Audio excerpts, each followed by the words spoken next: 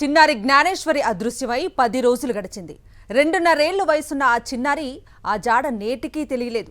దాదాపు 200 మంది పోలీసులతో పాటుగా ఎన్డీఆర్ఎఫ్, అటవీశాఖ అధికారులు అణువణువు గాలించినా ఎలాంటి క్లూ లభించలేదు. మరోవైపు ఈ మిస్సింగ్లో కీలక ఆధారమైన పెంపుడు కుక్క అనుమానాస్పదంగా చనిపోవడంతో చిన్నారి జాడ తెలిపే కీలక ఆధారం పోయింది. దీంతో మిస్టరీగా మారిన జ్ఞానేశ్వరి మిస్సింగ్ కేసు ఎంతకీ తేలకపోవటం తల్లిదండ్రులను తీవ్రంగా కలవరపరుస్తోంది.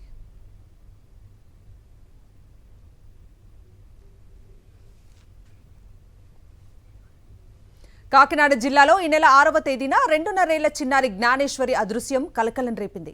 తుని మండలం దొండబాక పంచాయతీ సిహెచ్ అగ్రహారంలో 40 ఎకరాల పామాయిల్ తోటకు సుంకర గణేష్ తోటమాలిగా ఉన్నాడు. ఆయనతో పాటుగా భార్య భవానీ, పెద్ద కుమార్తె జ్ఞానేశ్వరి 7 నెలల పాపతో పామాయిల్ తోటలో ఉన్న ఫామ్ హౌస్లో జీవిస్తున్నారు. 6వ తేదీన విద్యుత్ శాఖ సిబ్బంది రావడంతో వారికి కొబ్బరి బొండాలు కొట్టేందుకు గుమాస్తాతో కలిసి వెళ్లాడు తండ్రి గణేష్. అదే సమయంలో తనతో ఉన్న జ్ఞానేశ్వరిని ఇంటి వద్ద ఉదయం 11:50 విడిచిపెట్టి వెళ్లాడు. అయితే భవానీ ఇంటి బయట ఆడుకుంటుందని భావించిన తల్లి భవానీ చిన్న కూతురును చూసుకుంటూ ఉండిపోయింది. కానీ చిన్నారి జ్ఞానేశ్వరి తండ్రి వెళ్లిన మార్గంలో వెళ్లి అదృశ్యమైంది. ఆమెతో పాటుగా వెళ్లిన పెంపుడు కుక్క కూడా కనిపించకుండా పోయింది.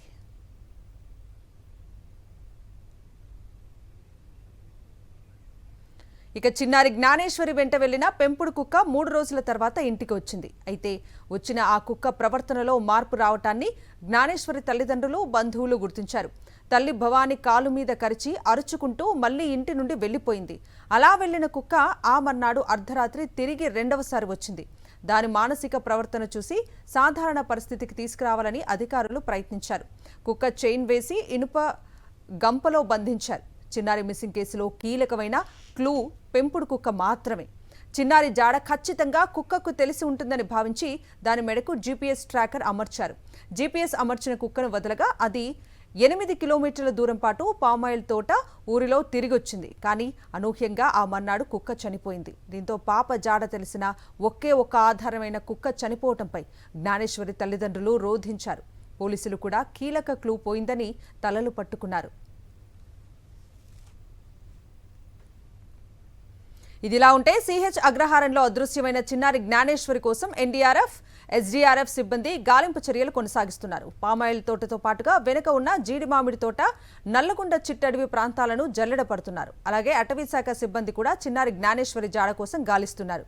శ్రీశైలం నుంచి ర్యాపిడ్ రెస్పాన్స్ రెస్క్యూ టీం సైతం రంగంలోకి దిగింది.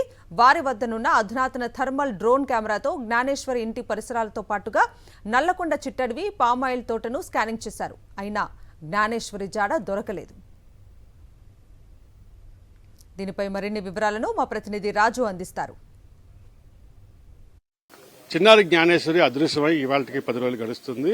మరోవైపు చిన్నారి ఆచూకీ కోసం అటు పోలీస్ శాఖతో పాటుగా అటవీ శాఖ కూడా పూర్తిగా ఈ ప్రాంతంలో గాలింపు చర్యలు చేపడుతుంది. నా పక్కన ఉన్నటువంటి ఏదైతే చిన్నారి తప్పిపోయిందని చెప్తున్నారో అక్కడ ఉన్నటువంటి చిట్టడివి, అదేవిధంగా నల్లకొండ, ఈ ప్రాంతాల్లో అటవీ శాఖ అధికారులు గాలింపు చర్యలు చేపట్టారు. నిన్న ఆ శ్రీశైలం చెందినటువంటి ఏదైతే ర్యాపిడ్ రెస్పాన్స్ రెస్క్యూ టీము ఒక టీం రావడం జరిగింది. వారి వద్ద ఉన్నటువంటి అధునాతన థర్మల్ డ్రోన్ టెక్నాలజీతో ఉపయోగించి ఈ ప్రాంతాన్ని గత రాత్రి అంటే 5 చోట్ల దీన్ని స్కానింగ్ చేయాలనుకున్నారు. 4 ప్రాంతాల్లో పూర్తిగా ఆ థర్మల్ డ్రోన్ పంపించి కొత్తగా వచ్చిన టీం గాలింపు చర్యలు చేపడుతుంది కదా. ఏమేమి కనుక్కున్నారు సార్? ఇక్కడ జంతువులు ఉన్నాయా ఏంటి? ప్రస్తుతం అయితే మా అటవీ శాఖ అధికారి వారి ఆదేశాల మేరకు ఇలాగ రెస్క్యూ టీం వచ్చింది. రెస్క్యూ టీంతో పాటు మేము కూడా ఉండి చూడడం జరుగుతుంది. అయితే మనకు థర్మల్ డ్రోన్ అనేది తీసుకొచ్చారు. దాని ద్వారా వాళ్ళు అడవిని సెర్చ్ చేయడం జరుగుతుంది.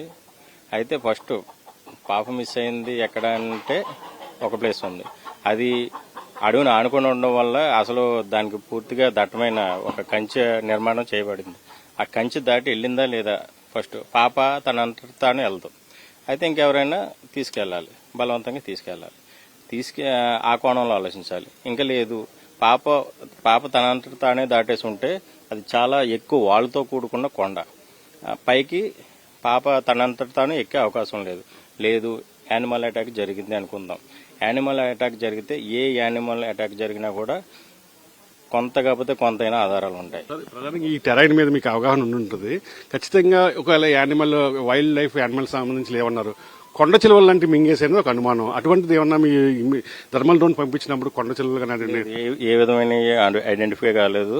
నిన్న రాత్రి అంతా కూడా ఇక్కడే ఉండి డ్రోన్ పంపించి మళ్ళీ చూడడం జరిగింది. ఇప్పటి వరకు ఎటువంటి క్రూరమైన జంతువులు కానీ మామూలుగా హెర్బివోర్స్ కూడా కనిపించట్లేదు. ఐ మీన్ సాధు జంతువులు. ఈ థర్మల్ డ్రోన్ యొక్క ప్రత్యేకత ఏంటి సార్? ఎన్ని పాయింట్లు గుర్తించారు మీరు ఇక్కడ స్కాన్ చేయడానికి? థర్మల్ డ్రోన్ అనేది ఇప్పుడున్న టెక్నాలజీలో అధునాతనమైందండి. మొత్తం ఎన్ని పాయింట్లు గుర్తించారు సార్? ఎన్ని చోట్ల చేశారు? ఇంకా ఏం పెండింగ్ ఉండిపోయింది? మనకు కనపడే ఈ కొండ మొత్తం తిప్పేశాం, చిట్టడు అంతా. అలాగే మన ఈ 40 ఎకరాల పామాయిల తోట ఏదైతే ఉందో అది కూడా చూడడం జరిగింది. ఈ 10 రోజులు కూడా మీరు గాలింపు చర్యలు చేపట్టారు అటవీశాఖ. యానిమల్ అటాక్ అయితే జరగలేదంటే ఒక స్పష్టతకు వచ్చారంటారా? ఖచ్చితంగా. ఎందుకంటే ఎటువంటి అటాక్ జరిగినా ఆధారాలు అనేవి దొరుకుండేది. రైట్, ఇది మనం చూస్తాము. అటవీ శాఖ అధికారులు అయితే ఒకటే స్పష్టం చేస్తున్నారు, గత 10 రోజుల నుంచి కూడా మేము ఈ ప్రాంతాన్ని జల్లెడ పట్టి గాలింపు చర్యలు చేపట్టినప్పుడు కూడా ఎక్కడా కూడా యానిమల్ అటాక్ అన్నది జ్ఞానేశ్వరి మీద జరగలేదని చెప్పి స్పష్టం చేస్తారు. పాప అదృశ్యమైన 15 రోజుల ముందు ఎవరు వచ్చారు, ఇక్కడ ఎవరు సంచరించడం దాని మీద కూడా సమాచారం సేకరించి ఆ కోణంలో కూడా దర్యాప్తు చేస్తున్నారు. ముఖ్యంగా ఏదైతే ఈ మకాంలో కాపురం ఉంటున్నారో గణేష్తో పాటుగా గణేష్ మరోవైపు చిన్నారి జ్ఞానేశ్వరి అదృశ్యమై 10 రోజులు కావడంతో ఆమె తల్లిదండ్రులు కన్నీరు మున్నీరుగా రోధిస్తున్నారు. తమ పాపను ఎవరో అపహరించారని గట్టిగా నమ్ముతున్నారు. పాపను విడిచిపెట్టాలని దీనంగా వేడుకుంటున్నారు. పాప చిరునవ్వుతో తిరిగి వస్తుందన్న నమ్మకం వారిలో కనిపిస్తోంది. గత 10 రోజులుగా జ్ఞానేశ్వరి జ్ఞాపకాలతో జీవిస్తున్నామని తండ్రి గణేష్, తల్లి భవానీ చెబుతున్నారు.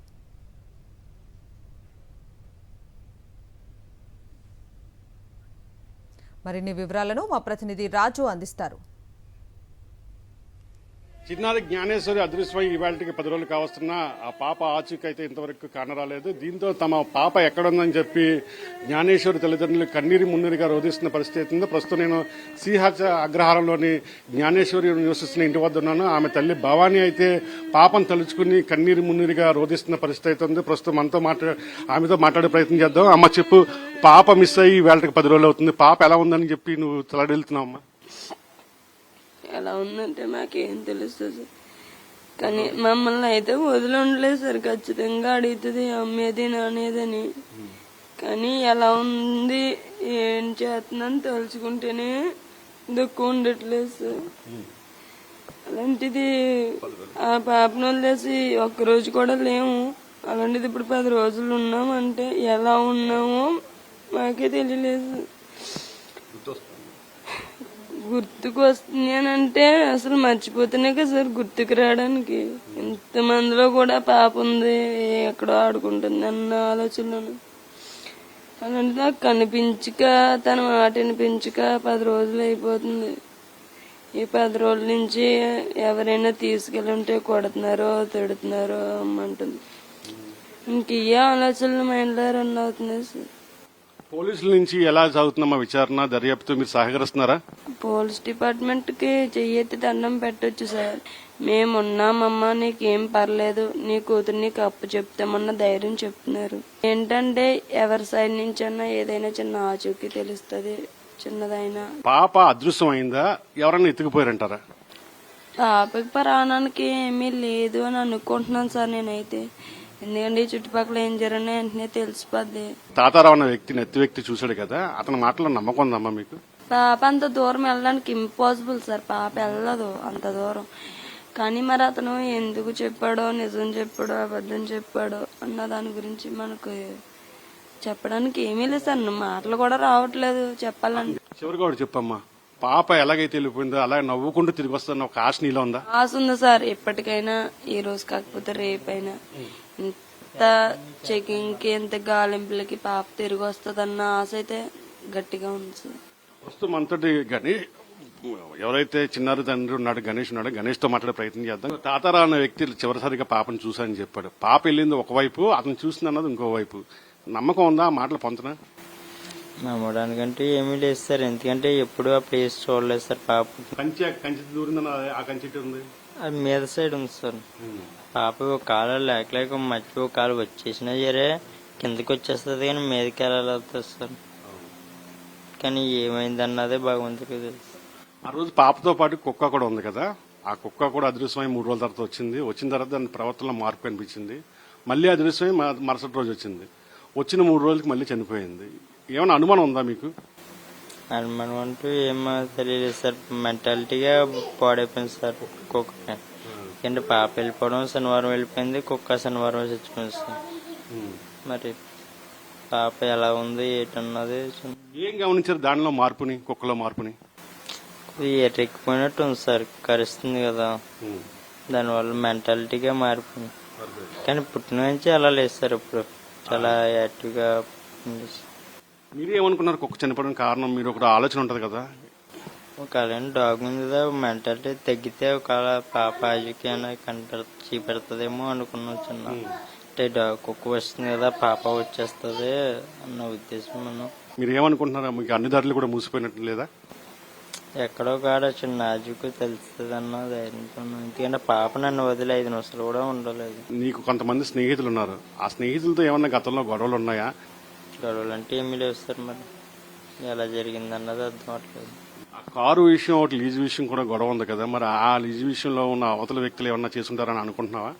వాళ్ళని కూడా డిపార్ట్మెంట్ వాళ్ళు ఎంక్వైరీ చేశారు సార్. వాళ్ళు కూడా ఏమీ లేవు సార్. ఇచ్చిన తర్వాత మనకి వాళ్ళ ఫోన్స్ కానీ కాల్స్ కానీ ఏమీ లేవు సార్. అర్థం కావట్లేదు సార్, ఎలా జరిగింది ఏటన్నది కూడా అర్థం కావట్లేదు. పాప మిస్ అయ్యి వాళ్ళకి 10 రోజులు అవుతుంది. గుర్తొస్తుందా బాగా? మర్చిపోతానే కదా సార్, ఎందుకంటే నిమిషం కూడా ఉండలేదు సార్. నైట్ కూడా పడుకునేటప్పుడు నా దగ్గరే ఉంటుంది, వాళ్ళ అమ్మ దగ్గర కూడా ఉండదు. ఎలా ఉంటుందో ఎక్కడ పడుకుంటుందో చిన్న ఐస్ క్రీమ్ ఎక్కువ ఇష్టం సార్ పాప. ఇది చిన్నారి తల్లిదండ్రుల ఆవేదన. పాప మిస్ అయ్యి 10 రోజులు అవుతున్నా అనుక్షణం తమకు గుర్తొస్తుంది. పాప ఎక్కడ ఉంది, ఏం తిన్నది, ఎవరైనా కొడుతున్నారా అని చెప్పి ఆ ఆలోచనలు మా చుట్టూ కదులుతూనే ఉన్నాయి. ఖచ్చితంగా పాప తిరిగి వస్తుంది చిరునవ్వుతా అన్న ఒక ఆశ మాలో మిగిలి ఉంది. ఏ క్లూ కూడా దొరకపోవడం కాస్త మాకు ఆందోళన కలిగిస్తుంది. పాప ఆచూకీ తెలిసిన కుక్క కూడా అనుమానాస్పదంగా చనిపోవడంతో మాకు అన్ని దారులు కూడా మూసిపోయాయి. కేవలం పోలీసుల మీద మేము ఆధారపడ్డాము. ఖచ్చితంగా పోలీసులు మరింతగా ఈ కేసు దర్యాప్తు చేసి మా పాప ఆచూకీ కనిపెట్టాలని చెప్పి జ్ఞానేశ్వరి తల్లిదండ్రులు దీనంగా వేడుకుంటున్న పరిస్థితి. వీడియో జర్నలిస్ట్ మురళితో కలిసి కరస్పాండెంట్ రాజు, సిహెచ్ అగ్రహారం నుండి. చిన్నారి జ్ఞానేశ్వరి ఆచూకీ కోసం చేపట్టిన గాలింపు చర్యల్లో 200 మంది పోలీసులు పాల్గొన్నారు. అడవి జంతువుల బారిన జ్ఞానేశ్వరి పడి ఉండొచ్చని అనుమానిస్తూనే మరోవైపు ఎవరైనా జ్ఞానేశ్వరిని అపహరించారన్న కోణంలోనూ విచారణ సాగిస్తున్నారు. కిడ్నాప్ కోణంలో సాంకేతికంగా దర్యాప్తు చేస్తున్నామని ఎస్పీ బిందు మాధవ్ తెలిపారు. చిన్నారి జ్ఞానేశ్వరి తండ్రి గణేష్ స్నేహితులతో పాటుగా పలువురిని విచారించారు. కుక్క పోస్టుమార్టం రిపోర్ట్ వస్తే ఏదైనా ఆధారం దొరుకుతుందేమోనని పోలీసులు భావిస్తున్నారు. మరిన్ని అప్డేట్స్ కోసం ఛానల్ ను సబ్స్క్రైబ్ చేయండి. నోటిఫికేషన్స్ కోసం బెల్ ఐకాన్ పై క్లిక్ చేయండి.